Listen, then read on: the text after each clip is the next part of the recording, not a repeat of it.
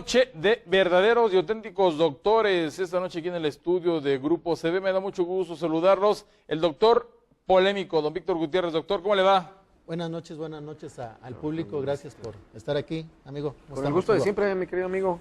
Saludarte, mi querido César. Gracias, Miguel. Ya me ganó el saludo, pero es Edgar Hugo Rojas Figueroa, que, hombre, ya en redes sociales igual acapara multitudes.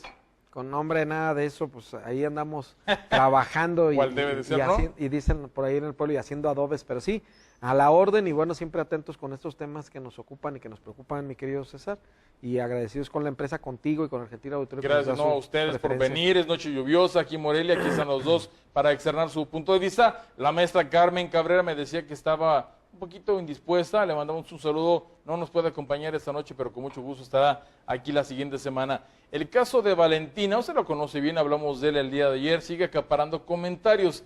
Hay quienes nos explican el actuar de la autoridad del gobierno del Estado, pero ¿qué hay detrás de todo esto? Qué mejor que sean especialistas, que nos den su punto de vista de qué es lo que tendrá que ocurrir durante las siguientes horas con esta nota que ha impactado a la población michoacana. Doctor, ¿qué podemos decir de Valentina? Usted que es experto en todo esto.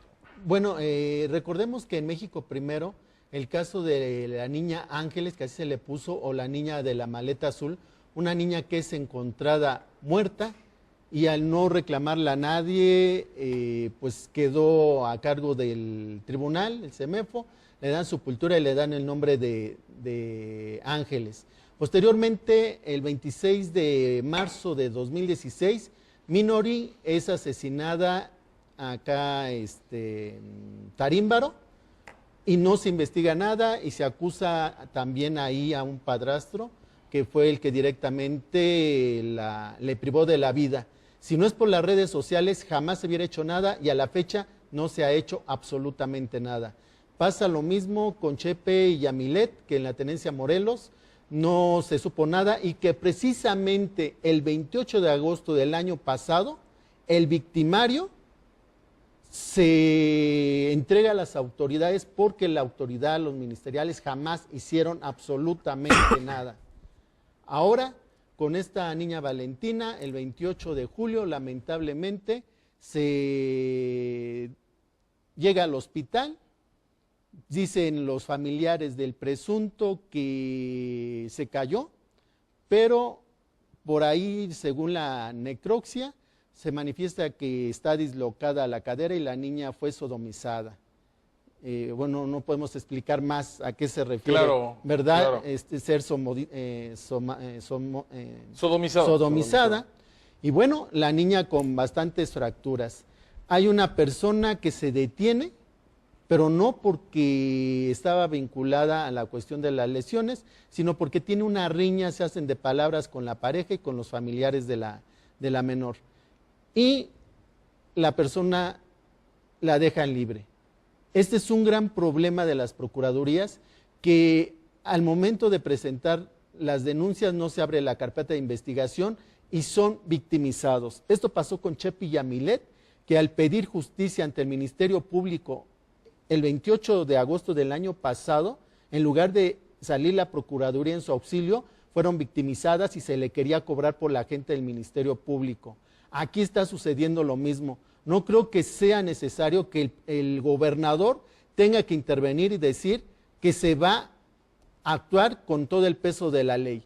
¿Por qué el agente del Ministerio Público no abrió la carpeta de investigación? ¿Qué pasó con esa necrocirugía? Entonces, todo esto se está viendo de forma mediática. Si no hubiera sido por las redes sociales, no se hubiera dado a conocer el acto y la manifestación que tienen los padres de familia.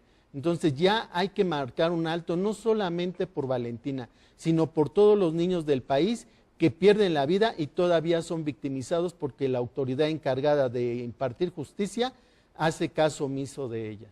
Doctor Rojas Figueroa. Fíjate que aunado a este estado de cosas, yo revisaba el tema desde el día de ayer y me eché un clavado ahí en varias situaciones jurídicas al respecto. Debo compartirte, decirte que la menor, bueno, pues que ya está fallecida, fue asesinada por su padrastro, el que era pareja de su madre.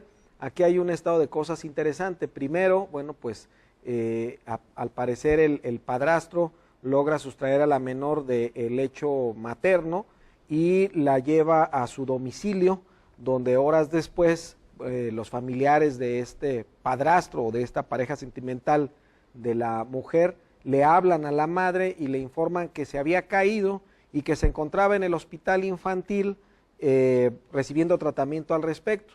Después la madre vuelve a recibir otra información donde le notifican que no propiamente se había caído, sino que había sido vulnerada sexualmente, violada la menor, y entonces ella no va directamente al hospital civil, perdón, al hospital infantil, sino directamente se va a la agente del Ministerio Público para presentar lo correspondiente por el delito de violación. Esto es importante mencionarlo porque la Procuraduría General de Justicia del Estado gira la orden de aprehensión por violación.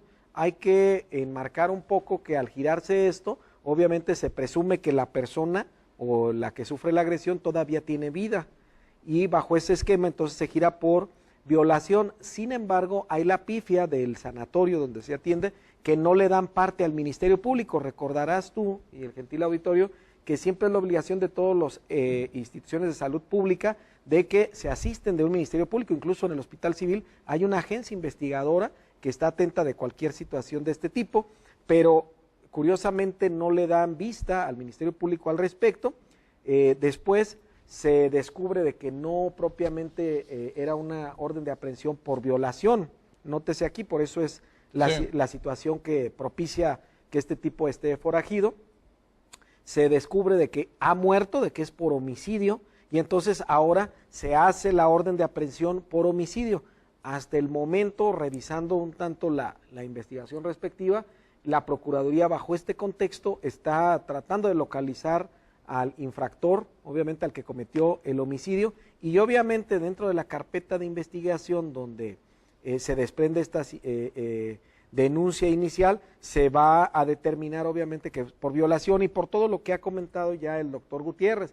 Pero es bien importante esto comentarlo, César, y compartirlo al gentil auditorio, porque efectivamente en un primer momento hay la situación de falla procesal, obviamente por el dicho de la madre, de que la niña había sido violada, dado que la madre no se había entrevistado, o sea, no había ido directamente a ver a su hija, sino se fue directamente al Ministerio Público. Entonces giran la orden de aprehensión por violación, se sustrae de la acción de la justicia el tipo, porque una cosa es la orden de aprehensión por violación y otra muy distinta por homicidio. Posteriormente dice, no, pues no fue por violación, es por homicidio. Bueno, en esta situación, pues el tipo se encuentra abstraído de la acción de la justicia, pero sin embargo, bueno, pues están las indagatorias correspondientes, y es muy, muy lamentable, sobre todo tomando en coincidencia de que pues la menor obviamente tenía alguna vinculación con el padrastro, pareja sentimental, ¿no? Y también habrá de haber, hay una hipótesis de investigación donde hasta donde la madre tiene una responsabilidad, es una joven madre de 24 años,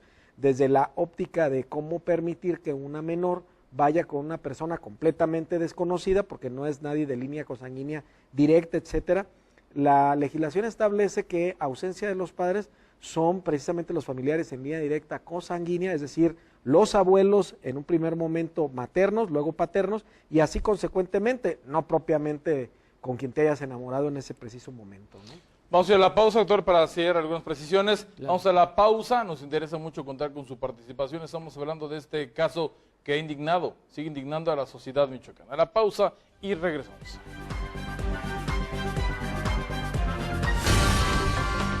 Líneas de contacto de CB Noticias, 314-3515 y 232-0770.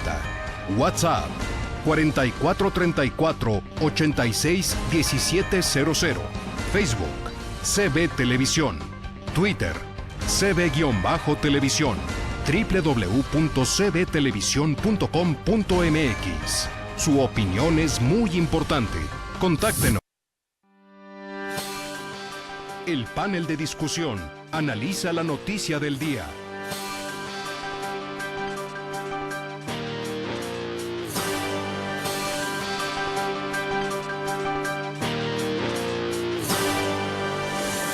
Me da mucho gusto contar con ese nivel de expertos para que la gente comprenda exactamente qué es lo que tendrá que ocurrir ahora. Las siguientes horas son importantes, doctor. Bueno, la parte procesal se la vamos a dejar aquí a nuestro compañero, el doctor Hugo, pero con lo que respecta a la parte criminológica, la actitud de la madre de familia, la pareja, manifiesta la señora que ya habían tenido algunas diferencias con la pareja sentimental. Ellos tenían más o menos 6 meses de esta relación, se conocen en un Oxxo y establecen esta relación. El perfil del sujeto es de una persona narcisista. Si usted ve las fotografías que se subieron a la red, que puede ser una de las atenuantes, porque recuerden que el nuevo sistema de justicia penal se presume la inocencia, es el eje del nuevo sistema. Por tanto, nadie es culpable hasta que se demuestre lo contrario. Todos son inocentes en este momento. Entonces, al señor ya lo subieron a las redes, y esto un abogado con ciertas triquiñuelas podría utilizar a su favor de esta persona que detienen, porque lo subieron a las redes, pero gracias a esas redes es que se anda buscando a este personaje. Entonces, en las fotografías que aparecen en las redes sociales de este señor, que dan el nombre completo, por cierto, aparece siempre tomándose selfies. Entonces, una persona narcisista y una persona que tiene actitudes autopunitivas. ¿Qué es una actitud autopunitiva? Es lesionarse. Él tiene tatuado todos los brazos. Es una persona que le gusta el fútbol, por ahí tiene una afiliación con el equipo del Morelia. Digo, no hay nada grave en ello, pero lo que llama la atención estas cuestiones autopunitivas de autolesionarse con los tatuajes. Entonces, narcisismo, esta forma en que participa de la señora y que empiezan a tener diferencias, que dice la señora a un medio de comunicación que ya había maltrato. Oiga, por consecuente, para lesionar a las parejas, por lo regular, donde más les duele va a ser con los hijos. Entonces, él no tiene un afecto, no es su hija de carne. Si los padres, como en el caso de este violador, el pederasta de Tabasco, era su hija, la estaba manoseando en un restaurante, ¿qué nos esperamos de una persona que no tiene vínculos sanguíneos y por tanto afectivos con la menor? Entonces, ve hasta dónde llegó esta sodomizar a la menor, de hacerle estallar parte de sus vísceras. Pero el problema es, uno, que hayan subido las fotos, que se está rompiendo el debido proceso. Otra, ¿por qué la señora no manifestó con anterioridad las lesiones que habían manifestado? Y sobre todo, la autoridad del hospital se deben fincar responsabilidades, porque aquí se están yendo sobre el abogado, y aquí el abogado nada tiene que ver en esa situación, porque el hospital, al momento que llega un lesionado, se levanta el acta correspondiente y, como lo dijo aquí el doctor, hay una agencia del Ministerio Público en todos los hospitales para que den parte para personas que llegan bajo este tipo de situaciones. Entonces, la parte procesal sí me gustaría aquí que la viera el doctor. Mira, indiscutiblemente ahí hay pifias e inclusive situaciones que nos dan varias hipótesis. La primera, César, bueno, pues la madre, cuando recibe la notificación de que la hija aparentemente se había caído, deja transcurrir un tiempo. Esto es importante distinguirlo también por si hubiese algún nexo de complicidad. Segundo, le informan que no, pues que había sido violada. Ella argumenta en su dicho de que al recibir ese segundo mensaje de los familiares de su expareja sentimental, en lugar de constatar cómo se encontraba el cuerpo en el hospital, en la clínica, que es el hospital infantil donde se encontraba, se va directamente a las agencias del Ministerio Público y dice, oye, mi hija ha sido violada. Se gira la orden de aprehensión por el delito de violación y con posterioridad le informan a ella que siempre no había sido violada, sino que había sido, ya había fallecido, que había sido asesinada. Entonces se hace la readecuación. Esto es importante señalarlo porque obviamente no es por violación, sino es por homicidio. Y posteriormente, en la orden de aprehensión, que obviamente está fugitivo a la persona, habrá de hacerse las indagatorias cuál fue la causa que le motivó la muerte, que en este caso ya lo sabemos por el dicho, que es la violación. Es importante señalar que obviamente, con independencia de que en las redes sociales ha circulado, lo importante es que la autoridad no lo ha publicitado como suyo, lo de las redes sociales, ha sido a mutuo propio de la ciudadanía. Esto permite, de cierta manera, que de manera eficiente la Procuraduría pueda actuar, porque obviamente solamente está la prohibición de que una autoridad determinada publicite cuando no se ha determinado la culpabilidad de alguien en algún medio de comunicación o de información. No así un particular de particular a particular. obviamente que la defensa en un momento determinado, cuando se ha detenido este sujeto, va a tratar efectivamente de hacer esta argumentación diciendo, oye, pero no se ha respetado el debido proceso porque se publicitó el nombre de mi defendido. Pero ahí la argumentación de la fiscalía, del fiscal será que obviamente no lo ha hecho una autoridad correspondiente, se ha hecho en redes sociales de particular a particular, por ende no tendría que derrumbarse el proceso que se tiene previsto se instaure por el delito de homicidio y con la agravante de violación que tiene en este momento determinado la expareja sentimental, y que habrá que determinar el grado de complicidad que pudiera darse de la madre por dos cuestiones. La primera es que ella argumenta en su dicho que habían sido pareja y que ya no eran pareja. Luego entonces, ¿por qué permite que la hija conviva con familiares de su expareja? Segundo, que ella se presenta al Ministerio Público aparentemente porque le dicen que la niña había sido violada. Posteriormente ella trata de reivindicar su dicho diciendo que ya tiene conocimiento de que ha sido asesinada.